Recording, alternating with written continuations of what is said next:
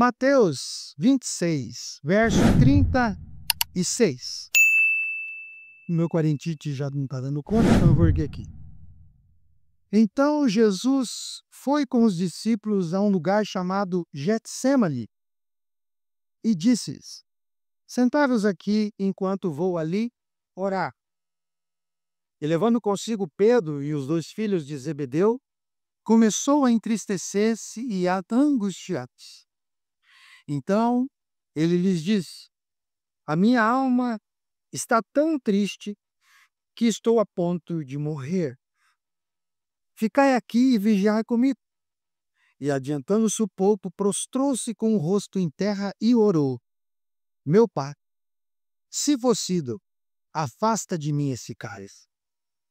Todavia não seja como eu quero, mas como tu queres. Voltando-se para os discípulos, achou-os dormindo. E disse a Pedro: vós não pudestes vigiar comigo nem uma hora? Vigiai e orai, para que não entreis em tentação. O espírito está pronto, mas a carne é fraca. Retirando-se mais uma vez, orou: meu pai, se não for possível afastar este cálice sem que eu beba, seja feita a tua vontade. E voltando outra vez, Jesus achou-os dormindo, porque seus olhos estavam pesados. Deixando-os novamente, foi orar pela terceira vez, repetindo as mesmas palavras. Então voltou para os discípulos e disse-lhes: ainda dormis e descansais?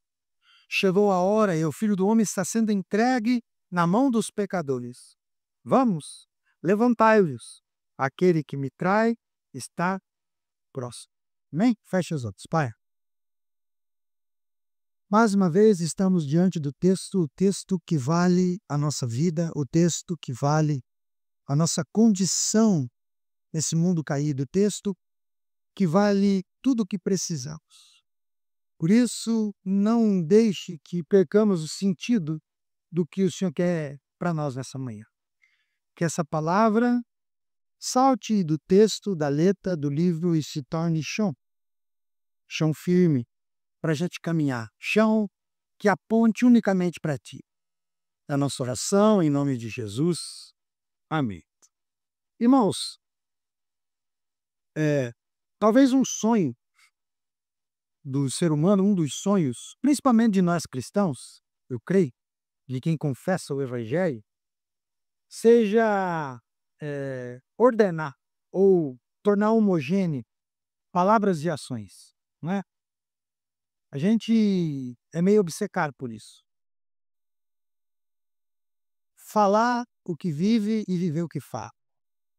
O desejo de unir as duas coisas a ponto de não haver nenhuma incoerência no que a gente pensa com aquilo que a gente pratica.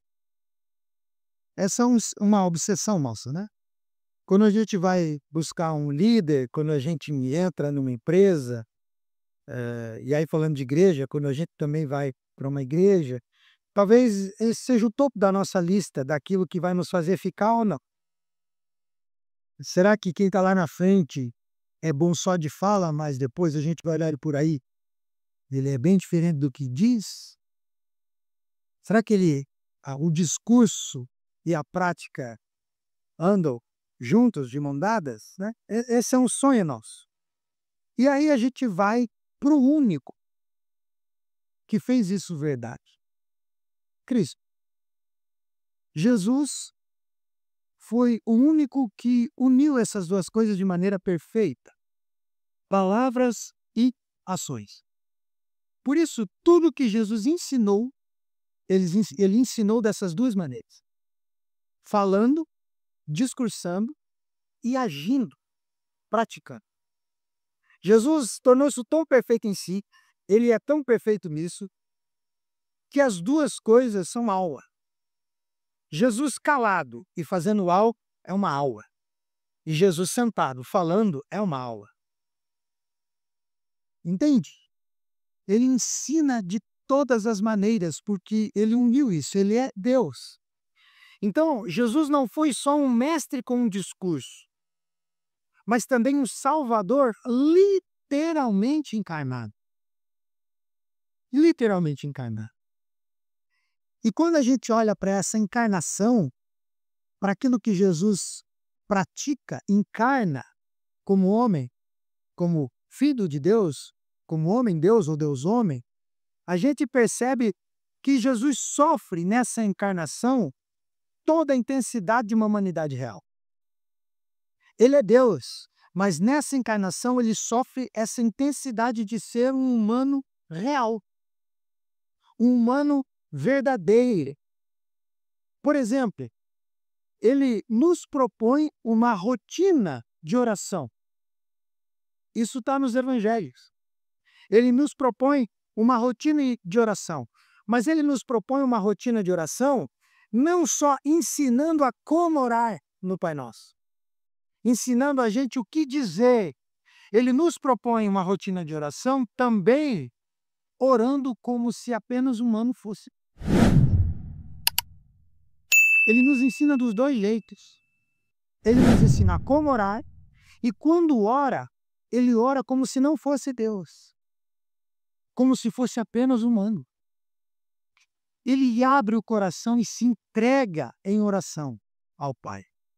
Percebe então que Jesus ensina discursando: Pai nosso que estás nos céus, santificado seja o teu nome, venha a nós o teu reino, seja feita a tua vontade e tudo mais. E ele nos ensina quando está aqui no jardim dizendo: Pai, seja feita a tua vontade em agonia. É na prática e na fala.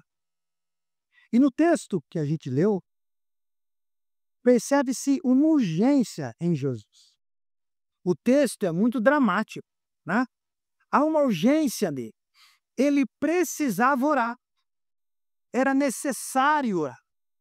Porque havia nele uma dor imensurável e uma expectativa assustadora.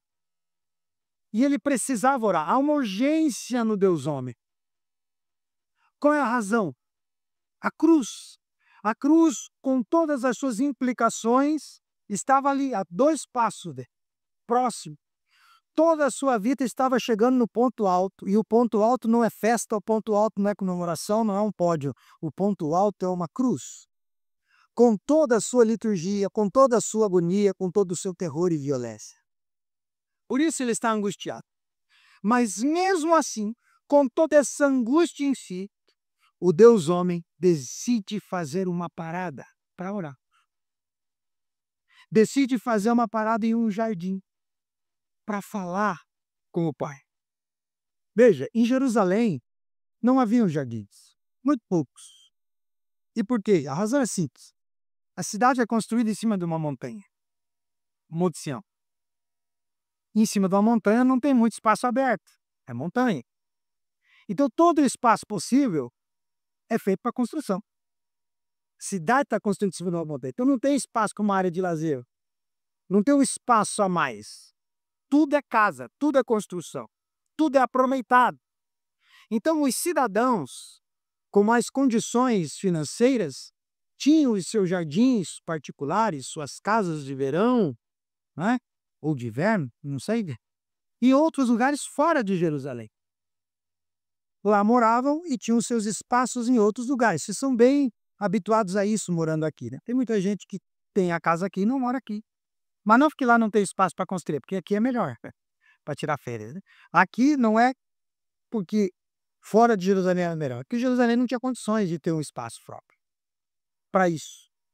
Tudo era construir. Então, tinha os seus jardins, os seus espaços fora da cidade. E o Monte das Oliveiras era um lugar desses. Haviam vários jardins no Monte das Oliveiras. O nome fica óbvio porque Monte das Oliveiras era um lugar onde havia muito pé de azeitona plantado, muito oliveira. Então, é o Monte das Oliveiras. E lá tinham vários jardins. Várias pessoas tinham comprado partes lá e feito o seu lugar de descanso, às vezes até um lugar de trabalho e tudo mais. Então, veja, Jesus, ele tinha algum amigo abastado, algum amigo com privilégios financeiros melhores, que dava a Jesus o privilégio de utilizar um desses jardins. Emprestou para ele, emprestava a chave, vai lá, usa como você quiser. E Jesus ia lá orar. E o apóstolo João vai dizer para nós que Jesus fez isso por algumas vezes. A gente lê o texto aqui do Getsemane, da oração, e acha que é só essa vez que Jesus foi aqui, né? foi esse lugar orar. Veja o que João capítulo 18, verso 1 e 2 diz. Tendo dito isso, Jesus saiu com seus discípulos para o outro lado do ribeiro de Cedron, onde havia um jardim. E entrou ali com eles. Judas, o traidor, também conhecia o lugar, pois Jesus havia se reunido ali com seus discípulos muitas vezes. Então não é só essa vez que Jesus vai nesse jardim. Toda vez que ele queria falar com Deus, ou toda vez que ele queria ficar sozinho com os discípulos, ele pedia para esse amigo, empresta lá para mim o espaço. Pode usar. E Jesus ia para lá. E esse jardim específico tinha um nome, Getsêmani, a gente conhece, né? Para quem lê Bíblia, esse é um nome que fica gravado na cabeça. E Getsêmani, por mais que aqui esteja escrito assim, tem uma tradução. Getsêmani significa prensa de azeite. Então, provavelmente, esse jardim era um lugar onde se prensavam azeitonas para obter o azeite caro, que você vai ali no mercado e está caro, né? O azeite de oliva, a gente pôr na salada. Por isso eu não como salada, só porque o azeite de oliva é caro. Então, se prensavam azeitonas para obter o azeite. Por isso o nome do lugar é Getsêmani, prensa de azeite. Realmente havia lá um engenho dentro desse jardim, algum canto lá, para se trabalhar com isso, certo? Agora perceba uma coisa, esse nome é muito sugestivo, né? Prensa de azeite, Getsêmani. Muito sugestivo se a gente leva em conta a situação que Jesus se encontra aqui.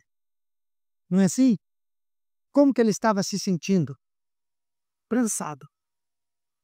Jesus está se sentindo literalmente amassado. Prensado. Jesus está se sentindo moído por causa da cruz. Então faz muito sentido ele ir para um lugar que se chama Getsêmani. Um lugar de prensa. Um lugar de moer. Jesus vai orar nesse lugar. As palavras dele estão no texto. A minha alma está tão triste que estou a ponto de morrer. Jesus está pressionado, angustiado, atribulado. Jesus está a ponto de morrer. Jesus aqui só tinha 33 anos aproximadamente. E ninguém quer morrer com 33 anos, não? A gente quer viver mais. E se ninguém quer morrer com essa idade, muito menos crucificado. Muito menos passando pelo terror de uma cruz, injustamente, sem ter cometido crime algum. Essa é a pressão. Enfrentar aquilo que não merece para salvar pessoas que merecem aquilo. Por isso está sofrendo, angustiado. Então perceba que não tem nenhuma cena como esta em toda a história humana. Isso aqui não se repete em nenhum momento da história. Isso aqui é um relato único para uma pessoa só, Jesus. E esse é o ponto convergente e crucial na vida de Jesus. É o ponto onde tudo converge, tudo se junta, e é o ponto crucial. Ele podia ter acertado em tudo. Se ele erra aqui, ele erra em tudo. Percebe isso? E a gente tem como dizer isso, aí alguém está pensando aí, mas ele é Deus, pastor. Sim, mas ele é homem. Ele é o Deus homem. Acabamos de falar que ele orava como se só homem fosse.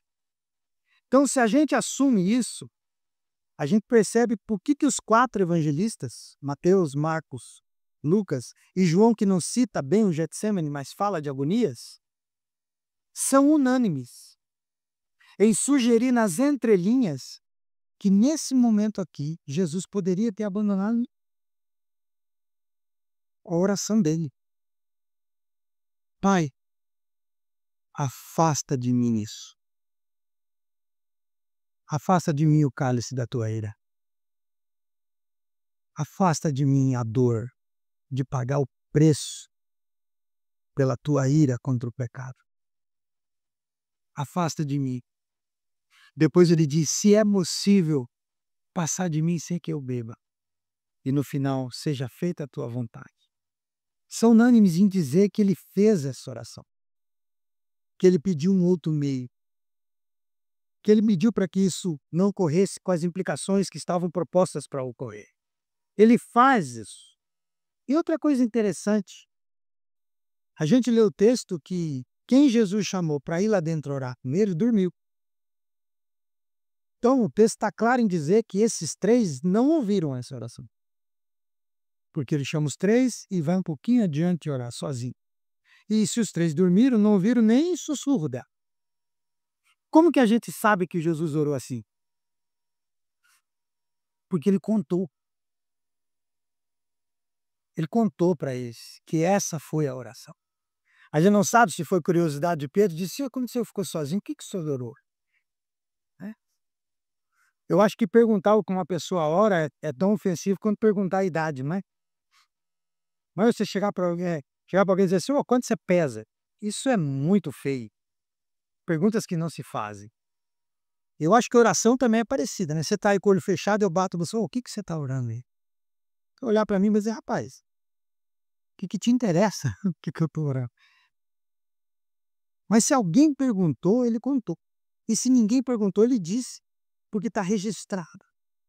Ele conta o que ora para mostrar como é humano. Como orou assim. Porque, gente, ele poderia ter escondido e ter enfrentado como quem faz tudo com pose.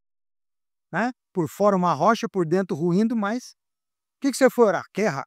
Sofá foi orar, foi falar com Deus para tô aqui, manda ver. Não é esse coração.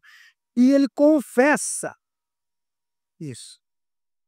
É homem, gente, é Deus homem, é humano.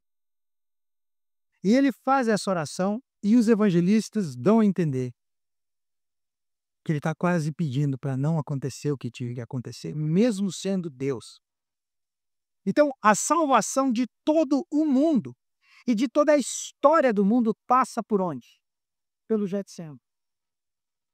A salvação de tudo, toda a proposta, toda a história escrita por Deus da redenção passa por esse horto pequenininho com provavelmente 8 pezinhos de azeitona, cercadinho, passa por aqui, onde o Filho de Deus literalmente obtém a nossa salvação com suor. Então eu queria meditar com você sobre duas verdades que a gente encontra aqui. Verdades do Getsemane, verdades da prensa de azeite. Duas verdades. Qual a primeira? É no Getsemane onde se aceita pela fé o que não se compreende com a razão. É nesse lugar que a gente vai aceitar pela fé o que a gente não entende racionalmente. Versículo 39, eu quero reler. E adiantando-se um pouco, prostrou-se com o rosto em terra e orou. Meu Pai, se possível, afasta de mim esse cálice. Todavia não seja como eu quero, mas como tu queres. Nós vimos que Jesus estava bem seguro de que tinha a morte pela frente. Ele não tem dúvidas de que a cruz está próxima e que a morte está à frente. O próprio fôlego na morte, segundo o texto, já estava sobre ele. Estou a ponto de morrer, é o que ele diz. Portanto, aqui, o Filho de Deus, o Cristo, Jesus, travou sua luta suprema para se submeter à vontade do Pai.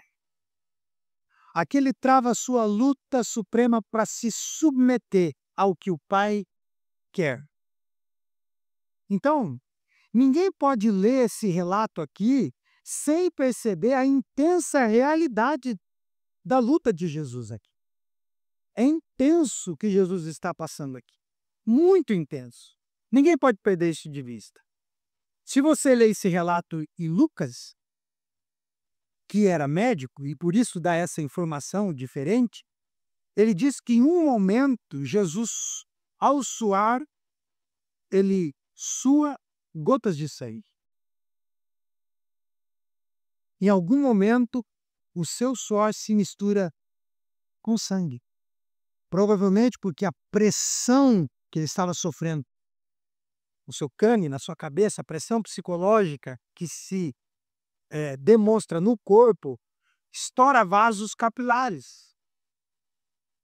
E esses vasos capilares estourados, sai um pouco de sangue e esse sangue se mistura e desce. Imagina, gente, sofrer psicologicamente nesse nível, disso ser demonstrado e ter efeitos físicos, de uma coisa absurda de você começar a suar, gota de sangue, a cabeça. Lucas vai dizer isso para nós. Então é intenso o que ele está sofrendo aqui. E o que mais impressiona nisso tudo é saber que a história da redenção está na balança do Getsemane. Agora está na balança. Né? É aquele último suspiro, é aquela coisa, ó, se passar daqui, não tem mais volta.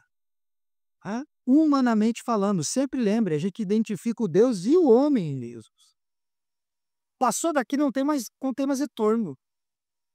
Está na balança a salvação da humanidade, ou seja, a salvação de todos os que já haviam crido, a salvação de todos que estavam crendo naquela hora com o Cristo encarnado, e a salvação nossa, daqueles que viriam a crer, nós que estamos aqui, passa por esse pequeno espaço aberto no pé do monte. Passa por lá. Passa por aqui.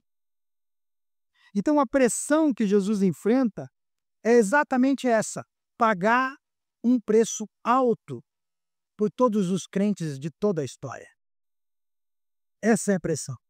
Então aqui Jesus literalmente assume a sua cruz, unindo a sua vontade à vontade do Pai. Aqui ele une, porque é o que ele quer: seja feita a tua vontade apesar do meu terror, apesar de tudo que eu estou passando. E Jesus une essa vontade sua com a vontade do Pai por meio de uma oração angustiada e triste. Jesus faz isso na pressão. Jesus faz isso pressionado. Você já teve que tomar decisões na pressão? E eu não estou falando decisões assim, repentinas.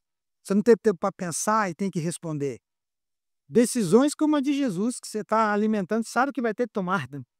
E mesmo tentando se preparar, chega a hora, você está ali, apertado, pressionado, para tomar aquela decisão. Já passou por isso, né? Tenho certeza que já. Você preferia que não precisasse decidir, que alguém decidisse por você, ou que essas coisas acontecessem naturalmente, mas não tem como. É contigo. Essa pressão é o que Jesus faz e a dele é inigualável, porque é a salvação de todos. E no versículo que eu citei, está revelado o coração do Getsemane, o coração da prensa, porque ele diz: meu Pai, se é possível, se for possível, passa de mim esse cálice. Todavia não seja como eu quero, mas como tu queres. Passa de mim esse copo cheio de ira, porque cálice, beber cálice numa linguagem bíblica é isso, é a ira de Deus enchendo um copo. Lá no Antigo Testamento vai dizer que quando a ira de Deus derramou, quando o copo ficou cheio e não tinha mais espaço, e ele espumou, caiu, vieram as pragas contra o Egito. Que quando esse cálice encheu e transbordou, Sodoma e Gomorra sumiram do mapa. No Apocalipse, diz que haverá o dia que tudo vai chegar ao limite. O dia do juízo, o cálice. E aqui Jesus tem que beber esse cálice. Então afasta de mim essa ira. Afasta de mim esse preço. Contudo, não seja como eu quero, mas como tu queres. Então aqui o filho não está fugindo da vontade do pai, mas está expressando a dor de quem sente o peso real da obediência. Tem hora que obedecer não é doído?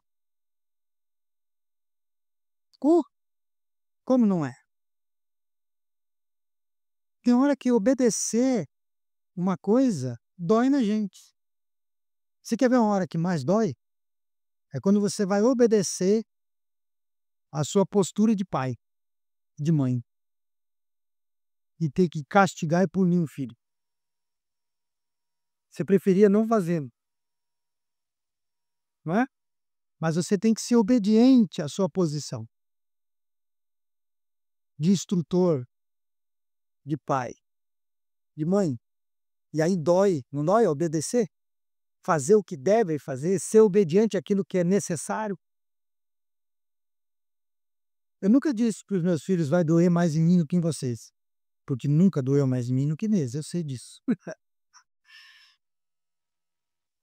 Mas só quando você estiver nessa posição, você vai saber como é ruim. Por mais que eles olhem para nós no momento que a gente está irado e digam: olha, está com prazer de me punir, né? Eu sou o seu saco de pancada, então é isso, né? Que são assim, mas não sabem o que acontece dentro dele. Não sabem como é dentro de nós. Eu estou só dando um exemplo. Agora imagina o filho tendo que obedecer ao pai para ir para uma cruz. Jesus está sentindo o peso real de uma obediência. Ele se adianta um pouco, afasta os discípulos, e aqui a gente aprende outra coisa. Há decisões na vida que a gente só toma na solidão da fé.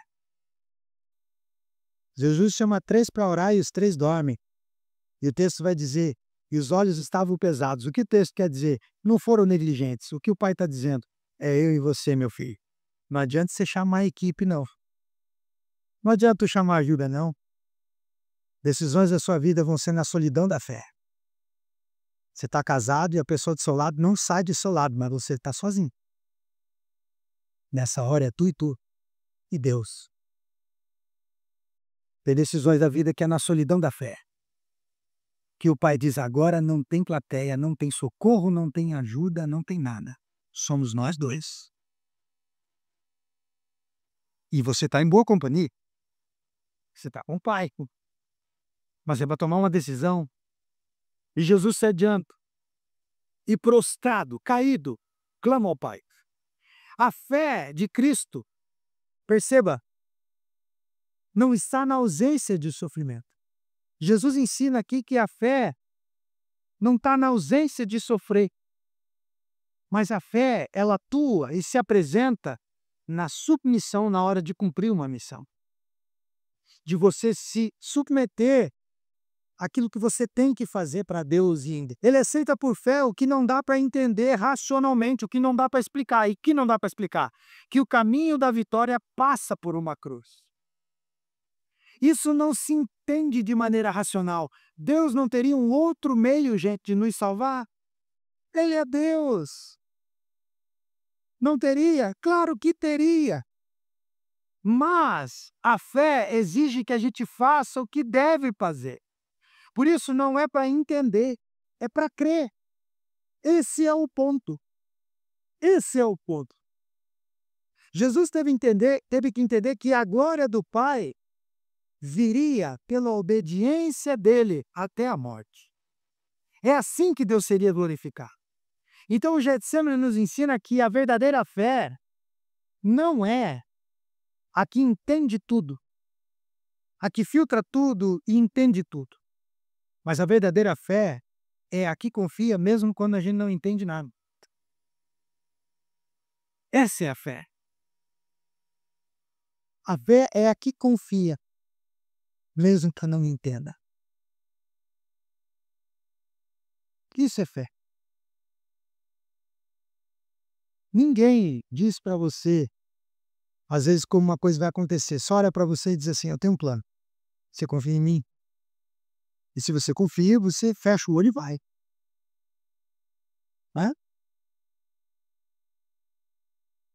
Antes do GPS, lembra? A mulher dizia assim: você pegou o caminho errado, e o cara não queria dar o braço a você, dizia: não, você não sabe, eu sei o que eu estou fazendo.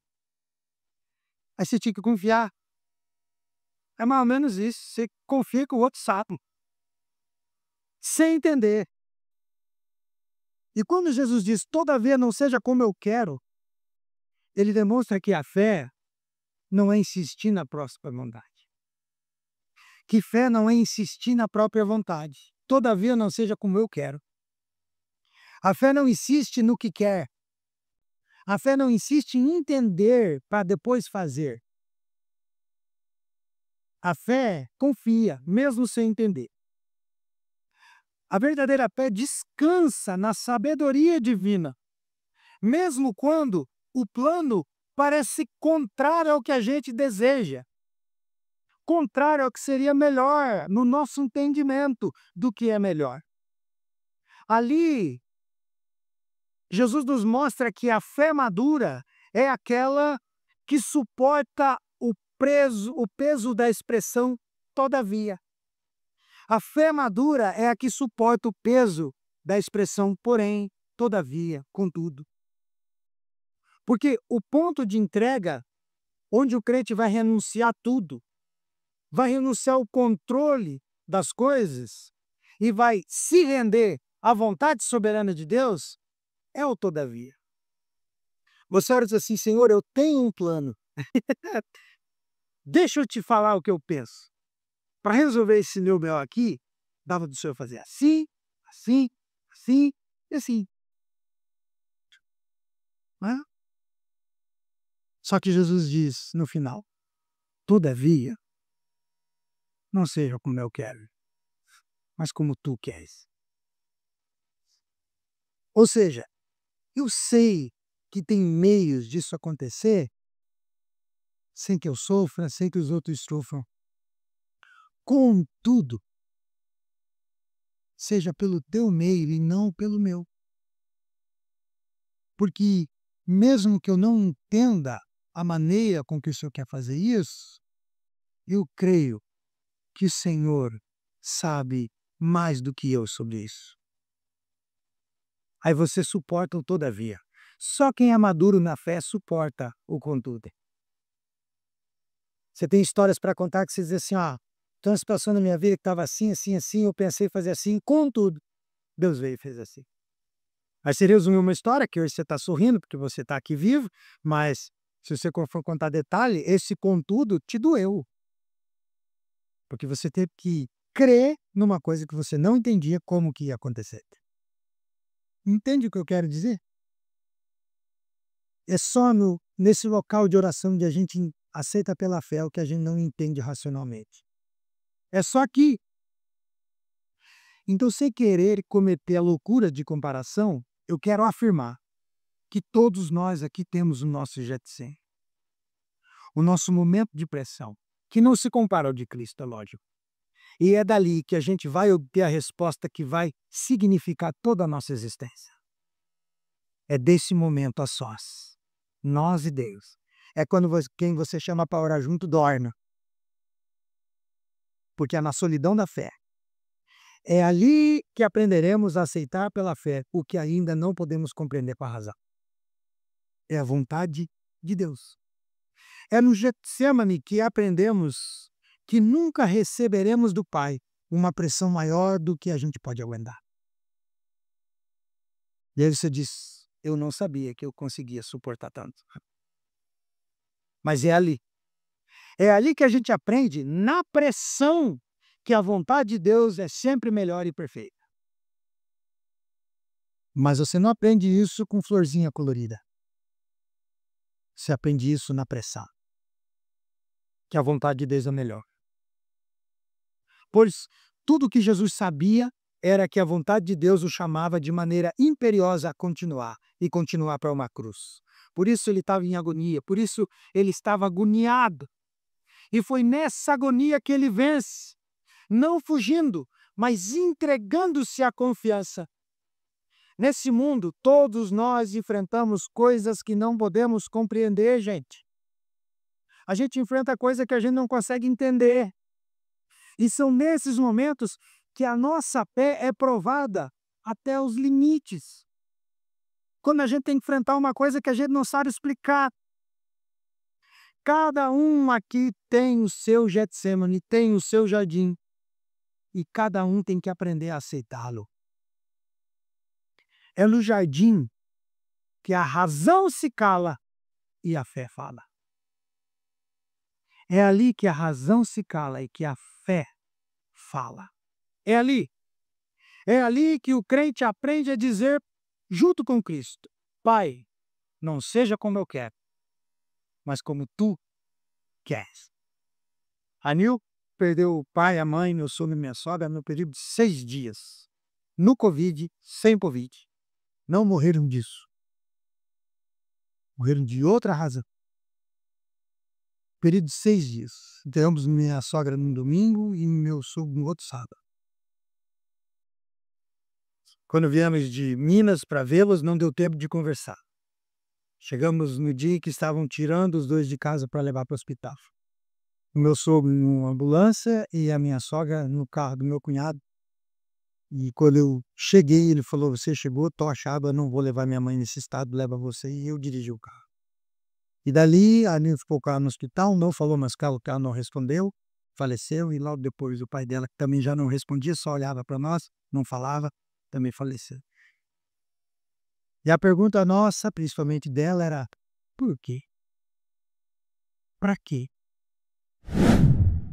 Por que que não foi de madrugada, a gente acordou para dar bom dia e estava morto, sem sofrimento, a gente só levava a cabeça. Porque os dois nessa situação, com tudo isso, num período não dá para ficar no hospital, não dá para ir, porque o Covid estava bem no começo. Não dá para ser de outro jeito. Por que que tem que ser desse jeito? Acabando com todo mundo, destruindo todo mundo, no perigo de todo mundo pegar uma doença que estava matando um monte de gente, e sem poder ficar perto, sem poder conversar, sem poder se despedir direito, porque eles não respondiam. E a única coisa que veio na minha mente para responder para mim foi esse texto. É aqui que a gente aceita pela fé o que a razão não alcança. É aqui que a gente crê em Cristo. Quando a gente não tem nada consciente, racional para dizer. É aqui. Verdades do Getsemane. Primeiro, é onde a gente encontra, é onde a gente aceita pela fé o que a razão não entende. Segundo, é onde encontramos e nos satisfazemos de fato com a vontade de Deus. Verso 45. Então voltou para os discípulos e disse-lhes: ainda dormis e descansais? Chegou a hora e o Filho do Homem está sendo entregue nas mãos de pecadores. Vamos, levantai-vos, aquele que me traz está próximo. Aqui a gente percebe que o Getsemane também é o lugar onde a gente encontra e se satisfaz realmente na vontade de Deus, do Pai. Existem algumas perguntas implícitas aqui. E quais são? Como que Jesus entra no Getsemane na escuridão daquele jeito e sai rodeado de luz?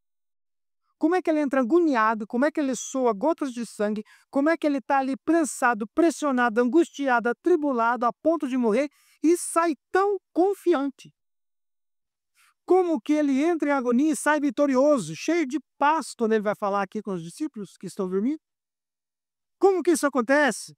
A resposta é simples. Isso só acontece porque ele falou com o Pai. Ele orou. Ele externou tudo. Por isso ele sai diferente do que entrou. E veja, ele sai diferente mesmo sem resposta. Porque não tem nada escrito que Deus tenha dito alguma coisa, que o Pai tenha dito alguma coisa. Ele sai de lá confiante. Então no Getsemane, Jesus não apenas derramou a sua alma em angústia, mas ele se rendeu à vontade do Pai. Assim, o que começou em agonia terminou em determinação, porque ele falou com o Pai, se rendeu ao Pai. Por isso, a grande diferença, gente, está no tom de voz em que a gente pode dizer: seja feita a tua vontade. Já percebeu isso?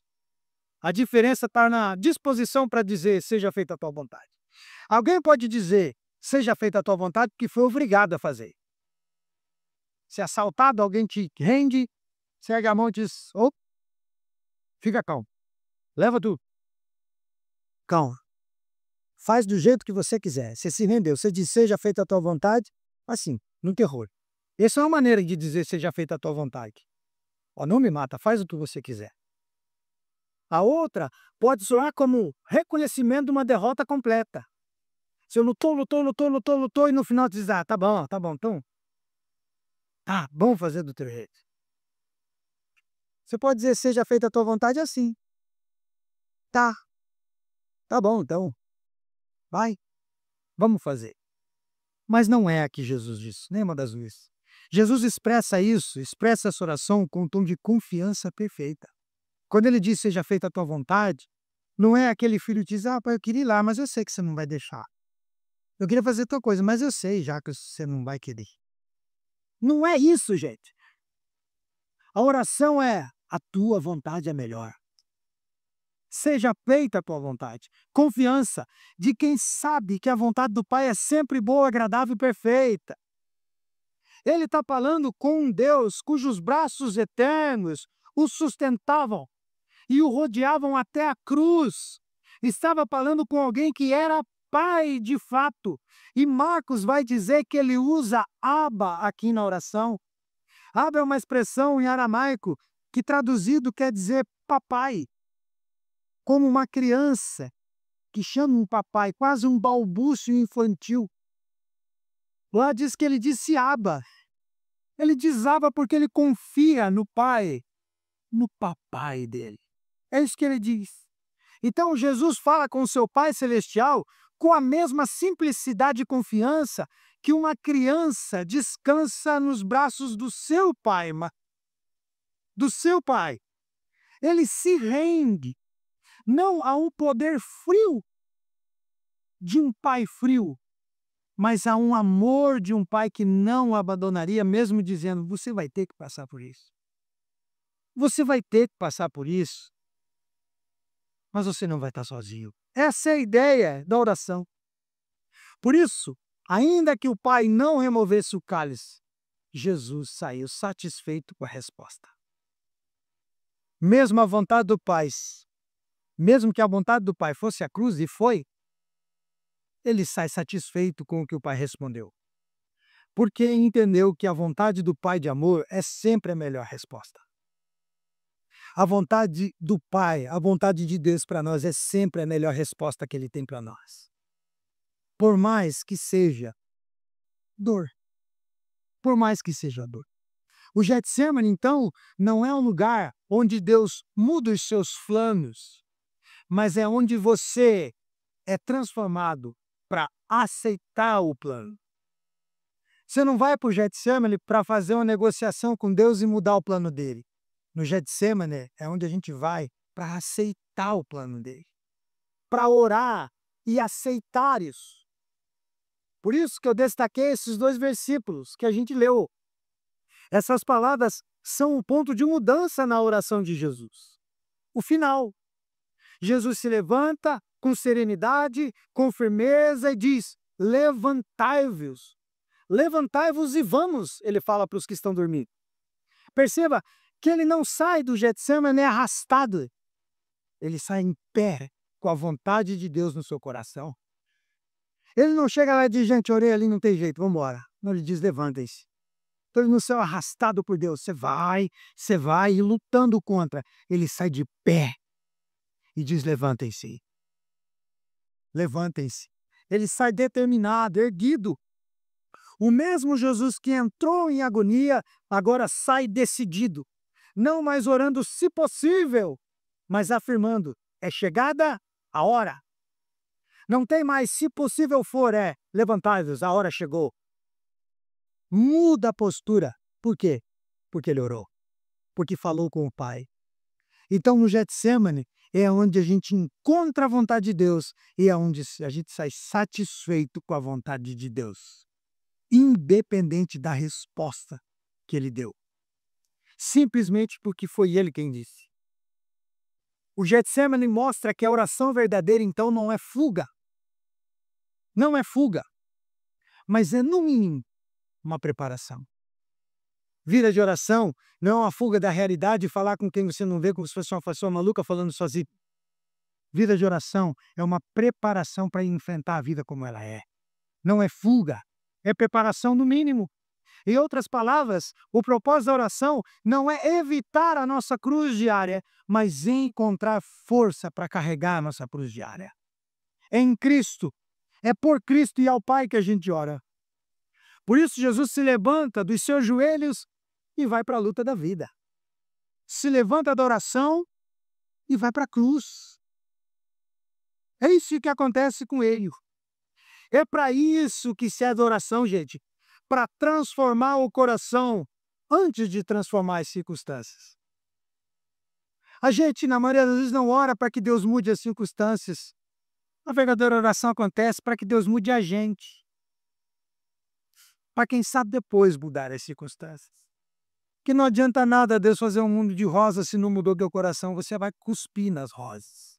Vai pisá-las. Por isso que a transformação tem que ser interna primeiro.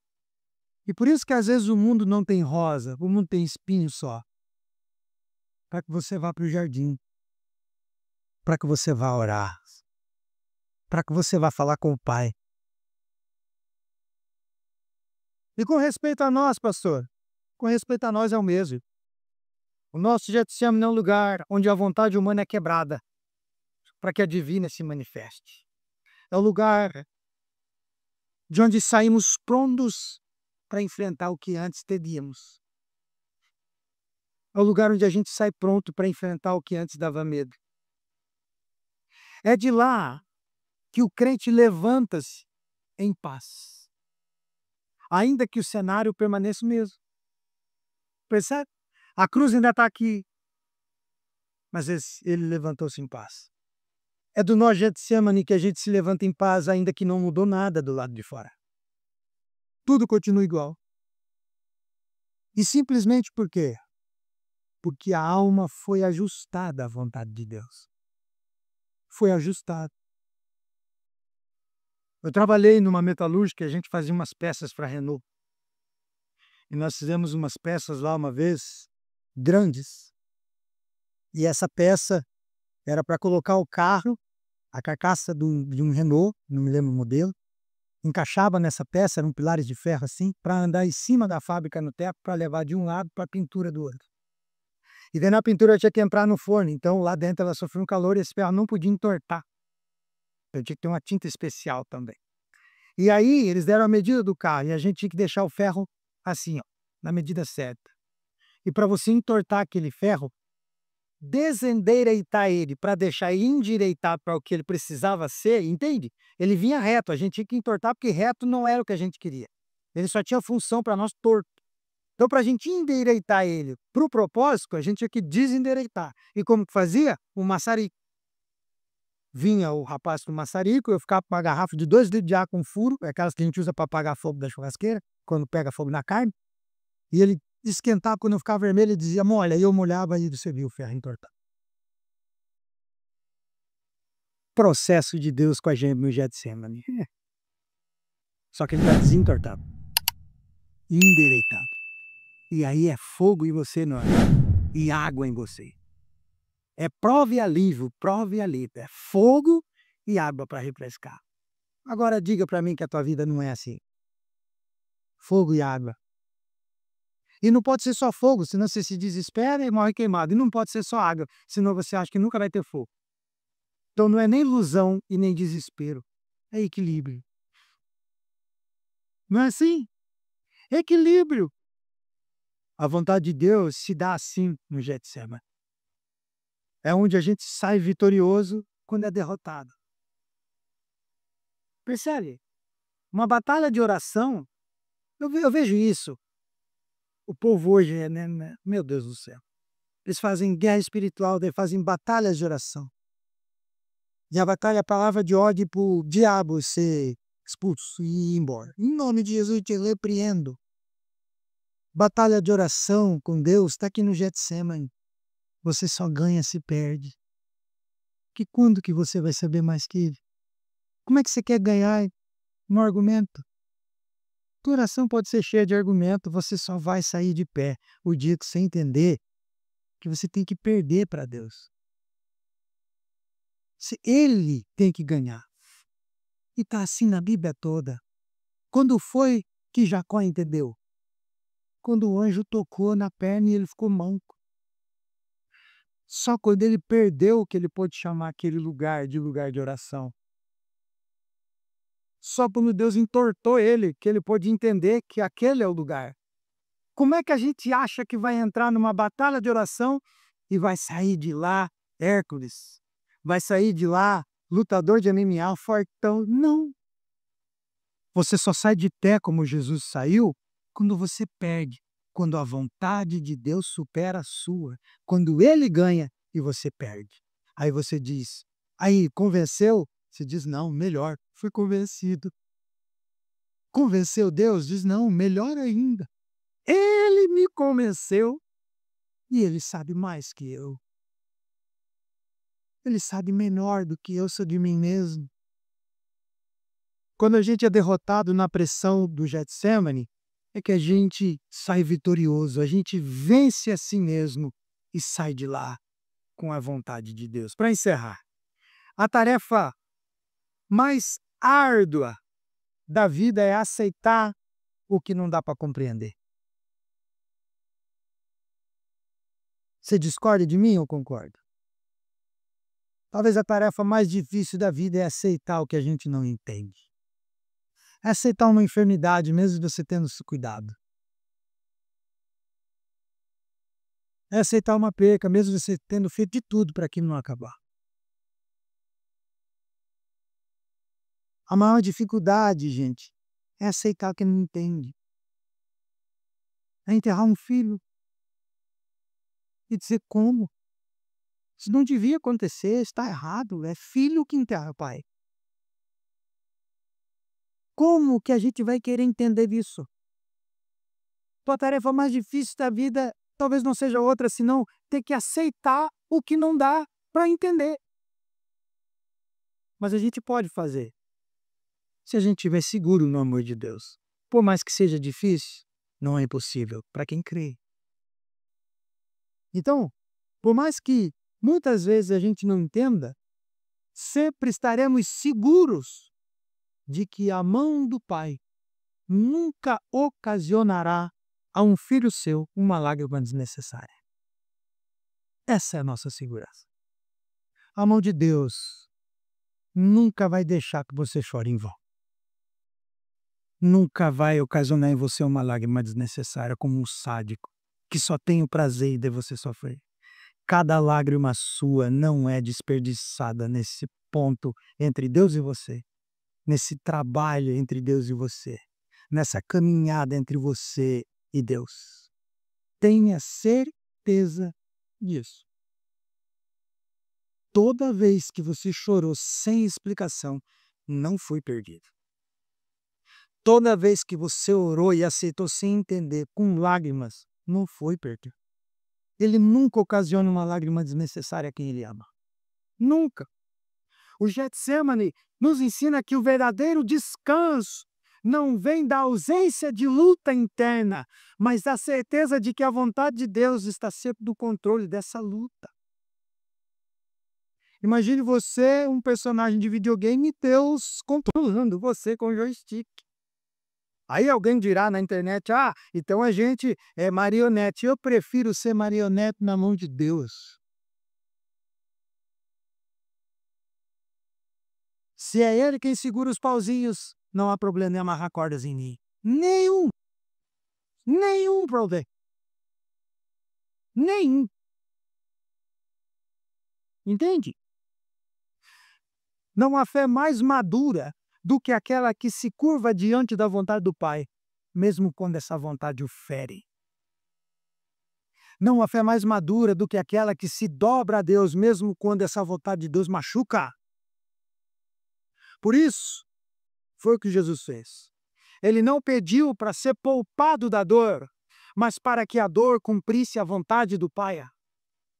E é essa fé que a gente precisa apresentar no nosso próprio jardim, no nosso próprio Getsemane, na nossa própria prensa de azeite. Quando a alma estiver cansada e os céus parecerem em silêncio, é a oração do Getsemane que vai dizer para nós: o plano do Pai não muda, mas muda o coração do Filho diante do plano. Essa é a grande vitória da oração. Da mesma forma, quando oramos em meio à pressão, o Espírito Santo nos faz compreender que a oração não é um meio de dobrar a vontade de Deus à nossa, mas de inclinar o nosso coração à vontade dele. Esse é o papel do Espírito. Não é convencer o Pai de que a tua oração é melhor, mas é mudar o teu coração até você sair convencido de que a vontade do Pai é melhor. Por isso a gente ora. Foi no jardim que Jesus venceu a dor de insistir, de ir até o final. Não tem hora que insistir dói? A dor de insistir numa coisa porque você sabe que não dá para parar. A dor de ter que continuar, de ter que insistir naquilo. Quem aqui já fez fisioterapia? Eu sei de uma pessoa que fez até agoniar. Quando a pessoa diz, olha, eu vou apertar mais um pouco, e você tem que insistir. Porque é dali que vai depender o futuro. Jesus aqui vence a dor de insistir. E é no nosso jardim que a gente vai vencer o desejo de fugir. Que na maioria das vezes a gente não quer insistir, a gente só quer fugir daqui, protelar. Aquele que se rende no Getsemane, levanta-se como Jesus, forte, sereno e disposto a cumprir a vontade do Pai, mesmo que a 3 passos à frente seja dor, cruz, diante de qualquer coisa que aconteça. Por isso, o Getsemane é mais que o lugar de lágrimas, é o altar onde a vontade de Deus é confirmada e aperfeiçoada em nós. Eu vou falar isso de novo, já falei algumas vezes. Eu não questiono a sua vida de oração. E não posso fazer isso, porque eu não moro com você. Eu não questiono. Eu posso apenas dizer que no templo eu sei que vocês não oram. Essa é a única coisa que eu posso falar. E aí cada um tem a sua razão, e eu também não me envolvo nisso. Também não me meto nisso. Mas o que eu quero dizer é o seguinte: não desperdice tempo quando você estiver agoniado, tentando resolver do seu jeito. É só esforço jogado fora. Quando isso acontecer, é só Deus dizendo, entra no jardim, que eu preciso falar com você. Aí você vai pedir orar por mim, você vai vir para mim, pastor, vai dizer, pastor, me ajuda a orar, eu vou dizer, vou, mas às vezes isso não vai fazer efeito. Porque é na solidão da fé que a gente vai resolver alguns problemas. E nesse dia, lembre-se disso. O dia que você estiver assim, vá para um lugar, abre esse texto, leia ele de novo. Perceba aí. E ó. E eu tenho uma notícia boa para você. Você vai perder.